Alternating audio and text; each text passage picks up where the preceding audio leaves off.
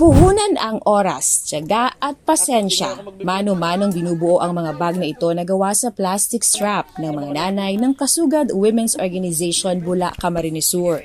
Sinimula ni Deo Espiritu noong 2021 na may 50 miyembro.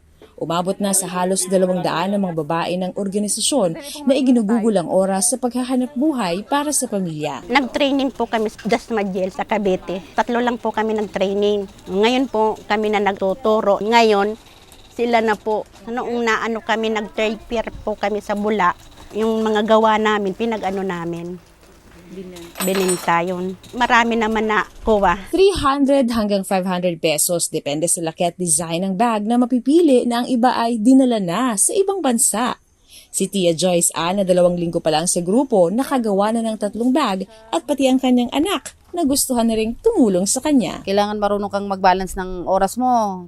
Bawa, maglalaba ka kinabukasan. Bawa, 4 o'clock gigising na ako para makaluto na, makalinis, makalaba bago ka gagawa ng bag para at least kumikita ka pero hindi mo napapabayaan yung gawain mo sa bahay. Sulit ang pagod ni Aling Lizelle kapag nabebentaan niya ang kanilang produkto at nagugustuhan ng mga bumibili. Magayon, nahahali pati ang pagal. Parang dahil ko nararamdaman si kulugkan kamot ko. Or na pagsabi kang taong na-appreciate ang gibo mo, ay magayon.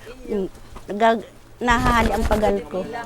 Ay magayon ang gibo mo. Makabakal sinda sa hali sa mo. Magdakula, magprodukto mi na. Nakakatabang na kami. Okay pa sa mga tao. Nadakol pang fan. Nadakol man ang kwarta sa bulsa. Sa parehong bahay naman nagtutulungan ng isang pamilya sa maliit na negosyo ng pagbibake ng cake. 28 taon ang guro si Mama Lu pero hindi pa rin daw kasi sapat ang kinikita kaya naisip niyang pagkakitaan ang kalaman sa baking. Di pwedeng mayong extra income talagang munyan, di pwede ang tatamad-tamad. So gabos, pati aki ko, ang panganay ko, nagbi-bake siya. Nagbi-bake ang panganay ko, siya ang taga-deliver. Pandemic lang siya. Actually, dahil ko aram na taon na siyang mag-bake. Maging ang kanyang mga anak tulad ni Ivana na kumukuha ng kursong nursing, katuwang na niya sa maliit na pinagkakakitaan. Kwento ni Ivana, pumatok din ang kanyang TikTok account sa pagbe-bake ng cake. Kaya mas dumami ang kanilang orders. Thank you sa pag-introduce sa akin ng baking kasi dahil po dito, natutulungan po kita sa pag-manage po sa ating family, hindi lang sa gawaing bahay, kundi financially. I'm very happy kasi yung skills na yun, di na mababawi sa kanya. Magagamit niya na rin if ever na maging mother ka na rin in the future. Siyempre, magiging mother din siya in the future. Magiging useful yung skills niya sa baking. Magkakaroon din siya ng extra income. Happy Mother's Day, Mama! Thank you.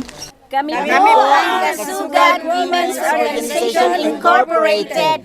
Happy Mother's Day! Lady Maano, CSN.